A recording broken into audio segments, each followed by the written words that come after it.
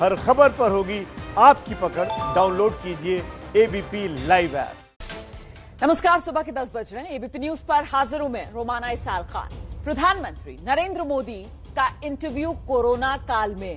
प्रधानमंत्री नरेंद्र मोदी ने अपने इंटरव्यू में कहा कि कोरोना की वैक्सीन बन जाने के बाद हर देशवासी का टीकाकरण किया जाएगा। बहुत महत्वपूर्ण है ये प्रधानमंत्री नरेंद्र मोदी का इंटरव्यू, क्योंकि कोरोना काल में ये पीएम का पहला इंटरव्यू है जो एक अंग्रेजी अखबार को उन्होंने दिया है। इस अखबार से बात करते हुए पीएम मोदी ने कहा कि देश के आखिरी छोर पर मौजूद व्यक्ति तक वैक्सीन पहुंचाने की योजना तैयार की जा रही है। बड़ी बात इस वक्त की पीएम मोदी के मुताबिक टीकाकरण अभियान की शुरुआत में जिन लोगों को कोरोना का सबसे ज्यादा खतरा है उन्हें शामिल किया जाएगा। पीएम ने अपने इंटरव्यू में यह भी कहा कि कोरोना के बावजूद 2024 तक मोदी सरकार जो लक्ष्य लेकर चली है, इकोनॉमी को $5 ट्रिलियन के लक्ष्य तक पहुंचाना, उस लक्ष्य को, वो टारगेट हासिल किया जाएगा। $5 ट्रिलियन इकोनॉमी 2024 तक पहुंचाने का लक्ष्य मोदी सरकार हासिल करेगी।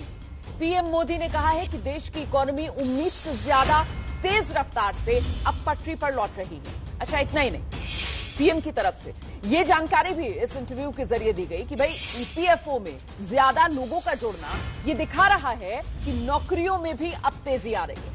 भारत की अर्थव्यवस्था रिकवरी की राह पर है। पीएम के मुताबिक इस साल महामारी के बावजूद भारत में अप्रैल से लेकर अगस्त के दौरान करीब $36 अरब का विदेशी निवेश देश में हुआ है, जो पिछले साल की तुलना में 13% ज्यादा है। तो दुनिया के कई देशों में कोरोना लौट कर आया। भारत के भी कई शहरों में कोरोना के केस फिर से बढ़ने लगे हैं। ऐसे में पीएम मोदी को क्या लगता है, भारत किस तरीके से कोरोना से लड़ रहा है? अंग्रेजी अखबार को दिए इंटरव्यू में मोदी ने कोरोना को लेकर भारत की तैयारी पर क्या कहा, ये सुनिए। हमें आजादी मिले 7 दशक से भी ज्यादा हो गए, लेकिन अभी भी कुछ लोग उस औपनिवेशिक मानसिकता के शिकार हैं जो समझते हैं कि सरकार और जनता दोनों अलग अलग हैं। इसी विचारधारा के तहत ये छवि बनाई गई है कि ये आपदा सरकार पर गिरी है। इस महामारी से 130 करोड़ लोग प्रभावित हुए, जिसके खिलाफ सरकार और जनता एक साथ लड़ रही है।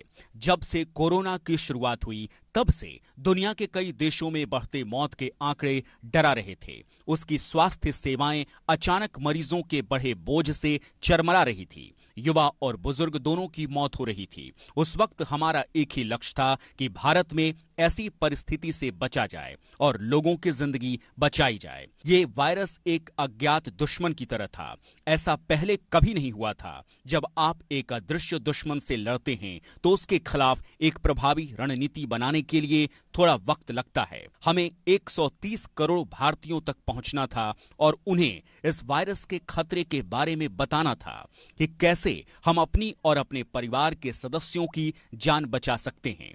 ये एक बहुत बड़ा चुनौती भरा काम था। जन चेतना को जगाना बेहद महत्वपूर्ण था। जन चेतना को जगाना जन भागीदारी के तहत ही मुमकिन था। जनता कर्फ्यू के दौरान थाली बजाने, एक साथ दिए जलाने जैसे कदमों को बढ़ावा दिया, जिससे जन भागीदारी बढ़ी और सारे भारतीय एक प्लेटफॉर्म पर आए। बहुत कम वक्त में जन चेतना का ये अविश्वसनीय उदाहरण है। अच्छा, देखिए, अभी बिहार चुनाव के लिए बीजेपी ने जब अपना संकल्प पत्र जारी किया तो उसमें कहा कि कोरोना वैक्सीन राज्य के हर व्यक्ति को मुफ्त दी जाएगी। इस पर विपक्ष ने काफी विवाद खड़ा किया था। अब प्रधानमंत्री नरेंद्र मोदी ने इंटरव्यू में कोरोना वैक्सीन को लेकर भारत की तैयारियों के बारे में भी विस्तार से बताया है। सबसे पहले मैं देशवासियों को आश्वस्त करता हूं कि जैसे ही वैक्सीन उपलब्ध होती है सभी देशवासियों को वैक्सीन लगाई जाएगी। कोई भी वैक्सीन से वंचित नहीं रहेगा। जाहिर सी बात है कि वैक्सीन उन्हें पहले लगाई जाएगी जिन्हें कोरोना से सबसे ज्यादा खतरा है। जैसे हमारे स्वास्थ्य कर्मी। वैक्सीन के डिस्ट्रीब्यूशन के लिए हमने नेशनल एक्सपर्ट ग्रुप भी बनाया है। हमें यह भी याद रखना है कि अभी भी वैक्सीन की खोज पर काम चल रहा है, ट्रायल हो रहे हैं। अभी एक्सपर्ट इस बारे में कुछ नहीं कह सकते कि वैक्सीन के कितने डोज दिए जाएंगे या वैक्सीन कैसे काम करेगी। जब इन सारी चीजों का अध्ययन एक्सपर्ट कर लेंगे तब हमें वैक्सीन के डिस्ट्रीब्यूशन में भी आसानी होगी। आंकड़ों की बात करें तो 28,000 से भी ज्यादा चेन पॉइंट्स तैयार हैं जो वैक्सीन को स्टोर करेंगे और समाज के आखिरी व्यक्ति तक वैक्सीन को पहुंचाएंगे। प्रदेश के लेवल पर, जिले के लेवल पर और लोकल लेवल पर भी एक विशेष टीम वैक्सीन के डिस्ट्रीब्यूशन के लिए बिल्कुल चरणबद्ध तरीके से काम करेगी। एक डिजिटल प्लेटफॉर्म पर काम हो रहा है जिस पर वैक्सीन के लिए रजिस्ट्रेशन, ट्रैकिंग और पहुंच तीनों का पता चल सकेगा। हमें पूरा भरोसा है कि जैसे ही वैक्सीन तैयार होती है हम बहुत कम वक्त में भारत के हर नागरिक तक वैक्सीन पहुंचाने में कामयाब रहेंगे। अच्छा देखिए, कोरोना काल के दौरान भारत की अर्थव्यवस्था को लेकर लगातार सवाल उठ रहे हैं। विपक्ष जो है वो रोजगार के मुद्दे को लेकर, इकोनॉमी को लेकर रोज सवाल करता है सरकार से। ऐसे में सच्चाई क्या है, इसका जवाब पीएम मोदी ने अपने इंटरव्यू में दिया है, वो भी तथ्यों के साथ। हम लोग अर्थव्यवस्था को पटरी पर लाने की राह पर हैं। संकेत भी यही मिल रहे हैं। पहला, कृषि में, जैसा कि मैंने पहले भी कहा था कि हमारे किसानों ने सारे रिकॉर्ड तोड़ दिए हैं और हमने भी एमएसपी पर फसल खरीदने का रिकॉर्ड बनाया है। रिकॉर्ड उत्पादन और रिकॉर्ड खरीद की वजह से ग्रामीण अर्थव्यवस्था में कमाई बढ़ेगी। रिकॉर्ड विदेशी निवेश से संकेत मिल रहे हैं कि भारत की छवि एक निवेश के लिए अनुकूल देश के तौर पर बढ़ रही है। महामारी के बावजूद इस साल अप्रैल से अगस्त में 35.73 बिलियन डॉलर का विदेशी निवेश हुआ है। ये पिछले साल इसी वक्त के मुकाबले 13% ज्यादा है। गाड़ियों की बिक्री, जिसमें ट्रैक्टर भी शामिल हैं, उसने पिछले साल के स्तर को पार कर लिया है। मैन्युफैक्चरिंग सेक्टर में लगातार सुधार हो रहे हैं, जिसकी वजह से उभरते बाजार में भारत सितंबर में चीन और ब्राजील के बाद तीसरे नंबर पर पहुंच गया है। मैन्युफैक्चरिंग के बढ़ने का असर पिछले 7 महीनों के निर्यात में नजर आ रहा है। ई वे बिल्स और जीएसटी कलेक्शन में भी बढ़ोतरी दिख रही है। और आखिर में अगस्त 2020 में ईपीएफओ के नए खाताधारकों में जुलाई के मुकाबले 34% का इजाफा हुआ है। यानी 10 लाख नए ग्राहक ईपीएफओ से जुड़े हैं, जो ये दिखाता है कि रोजगार बढ़ रहे हैं। इसके अलावा विदेशी मुद्रा भंडार एक नई ऊंचाई पर पहुंच चुका है। अर्थव्यवस्था की वापसी के प्रमुख संकेतों में देखें तो इस साल सितंबर में पिछले साल के मुकाबले रेलवे की माल ढुलाई में 15% और ऊर्जा की मांग में 4% का इजाफा हुआ है। इसके साथ ही आत्मनिर्भर भारत की घोषणा ने भी अर्थव्यवस्था को मदद दी है। खासतौर पर छोटे कारोबार और असंगठित क्षेत्र में मजबूती आई है। तो देखा आपने, प्रधानमंत्री नरेंद्र मोदी ने अपने इस इंटरव्यू में विस्तार से अपनी बात रखी है। अच्छा, पीएम की तरफ से हर उस सवाल का जवाब दिया गया जो सवाल विपक्ष की तरफ से उठाया जा रहा है, जिस सवाल के जरिए प्रधानमंत्री नरेंद्र मोदी की घेराबंदी की जा रही है, मोदी सरकार की घेराबंदी की जा रही है। विपक्ष के पास इस वक्त सबसे बड़े हथियार क्या हैं? मोदी सरकार की घेराबंदी के।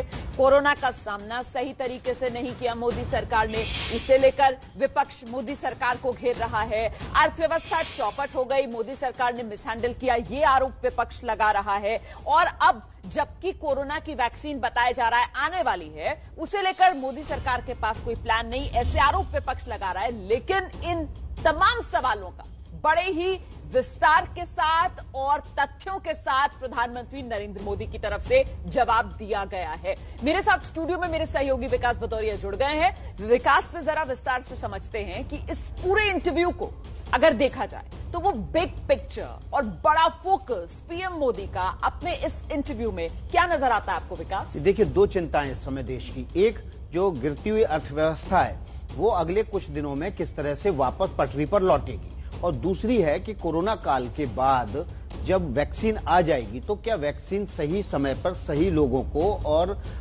एक टाइम बाउंड प्रोग्राम के साथ उपलब्ध होगी। और दोनों ही सवालों के जवाब प्रधानमंत्री नरेंद्र मोदी ने अपने इस इंटरव्यू में दिए हैं। और देखिए, 5 इंडिकेटर हैं जो उनका बड़ा तफसील से उन 5 इंडिकेटर्स को प्रधानमंत्री ने अपने इस इंटरव्यू में समझाया है। उन्होंने साफ साफ कहा है कि जो एफडीआई है वो आप देखिए, चीन में 86 कंपनियों ने इन्वेस्टमेंट किया है इस कोरोना काल के दौरान, जबकि देश में भारत में 154 कंपनियां आई हैं। पिछले साल के मुताबिक 13% ज्यादा। ये आंकड़ा प्रधानमंत्री नरेंद्र मोदी की तरफ से दिया गया है। कुल मिलाकर अगर देखा जाए, अच्छा चलिए पहले इकोनॉमी की बात कर लेते हैं, क्योंकि आपने इकोनॉमी से शुरुआत की है। इकोनॉमी के फ्रंट पर भी जो विपक्ष सवाल उठाता है, प्रधानमंत्री नरेंद्र मोदी उसका जवाब दे रहे हैं, और जवाब में सिर्फ बातें नहीं है, जवाब में बाकायदा तथ्य हैं जो पीएम की तरफ से रखे जा रहे हैं। फैक्ट्स के साथ प्रधानमंत्री नरेंद्र मोदी जवाब दे रहे हैं, और जब वो जवाब देते हैं इकोनॉमी तेज रफ्तार से वापस पटरी पर लौट रही है, तब वो एक तो ये एफडीआई पिछले साल की तुलना में अप्रैल से लेकर अगस्त तक 13% ज्यादा निवेश होना, और साथ ही साथ ईपीएफओ में जिस तरीके से खाते बढ़े हैं इस बार, उसका जिक्र करते हैं, क्योंकि रोजगार को लेकर भी तो विपक्ष सवाल खड़े कर रहा था ना विकास। बिल्कुल, देखिए कुल मिला के जो 13% ज्यादा है उसमें 35.73 बिलियन डॉलर का निवेश हुआ है। ये इतना बड़ा निवेश है जो कोरोना काल में दुनिया के जो प्रमुख देश हैं जो विनिवेश को आमंत्रित कर रहे हैं, निवेश को आकर्षित कर रहे हैं, उनमें सबसे ज्यादा बड़ा देश बन के उभरा है भारत। और ये 13% केवल यूं ही ज्यादा नहीं है। आपने जैसा कि कहा कि जो ईपीएफओ के खाते हैं उनमें वृद्धि अगस्त महीने से शुरू हुई है, तो इस बात की ओर दिखाता है कि लोग अब जो कोरोना काल की चुनौतियां हैं उनसे निपटते हुए अपने व्यापार व्यवसाय को आगे बढ़ाने की कोशिश में जुट गए हैं। और देखिए सबसे महत्वपूर्ण बात, मतलब मुझे लगता है इस पर थोड़ी सी और हमें बात कर लेनी चाहिए, क्योंकि इकोनॉमी का मामला, आम आदमी की सीधे जेब से जुड़ा हुआ मामला, और यहां पर जब प्रधानमंत्री बताते हैं कि किस तरीके से जो एफडीआई है, विदेशी निवेश है, उसमें बढ़ोतरी हुई है, वो ईपीएफओ के खातों का जिक्र करते हैं कि देखिए वो किस तरीके से बढ़ रहे हैं। कुल मिलाकर इससे बड़ी तस्वीर ये निकल रही है ना कि वो जो कहा जा रहा था कि साहब इकोनॉमी का तो चक्का जाम हो गया है, इकोनॉमी का तो भट्टा बैठ गया है, तो अब वो इकोनॉमी का तो चक्का घूमता हुआ यहां से नजर आ रहा है ना, वो निवेश आ रहा है। निवेश जो है वो अपना असर दिखा रहा है, उससे नौकरियां बढ़ रही हैं। जब रोजगार बढ़ेगा तो आम आदमी की जेब में पैसा पहुंचेगा, आम आदमी की जेब में पैसा पहुंचेगा तो वो इकोनॉमी का चक्का घूमना शुरू हो रहा है। और यही बात कि प्रधानमंत्री नरेंद्र मोदी कह रहे हैं, इकोनॉमी जितनी उम्मीद थी उससे तेज रफ्तार से पटरी पर लौट रही है। विकास जी हाँ, बिल्कुल। देखिए विनिर्माण क्षेत्र में जो तेजी आई है पिछले कुछ महीनों में, उसका जिक्र प्रधानमंत्री नरेंद्र मोदी ने किया है, और उस विनिर्माण क्षेत्र के जरिए नौकरियों के में सृजन में इजाफा होने जा रहा है अगले कुछ महीनों में। इस बात की उम्मीद जाहिर कर रहे हैं प्रधानमंत्री मोदी। इसके अलावा एक महत्वपूर्ण बात प्रधानमंत्री ने कही है, जिस इंटरव्यू में जिसकी शुरुआत से उन्होंने बात कही है, वो है कृषि क्षेत्र में। कृषि क्षेत्र में बंपर फसल है इस साल।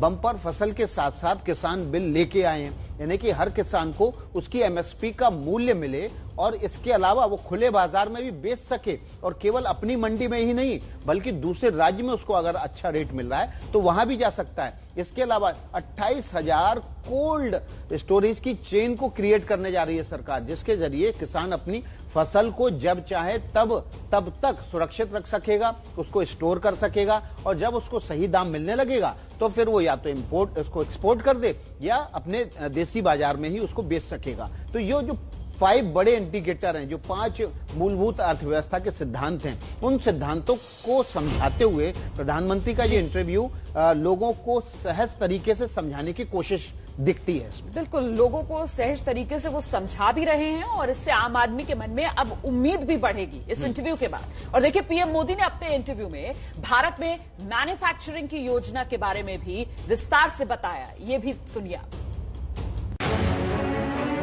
भारत ने उत्पादन के मामले में महामारी के बाद काम शुरू नहीं किया है। हम पिछले कुछ समय से उत्पादन पर जोर दे रहे हैं।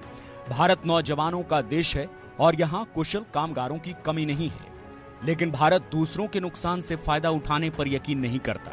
भारत अपनी ताकत के दम पर दुनिया में उत्पादन का केंद्र बनेगा। हमारी कोशिश किसी दूसरे देश का विकल्प बनना नहीं है, बल्कि हम ऐसा देश बनना चाहते हैं जो उत्पादकों को सबसे अलग मौका मुहैया कराएगा। हम सबका विकास चाहते हैं। अगर भारत का विकास होता है तो मानवता का छठा हिस्सा विकास करेगा।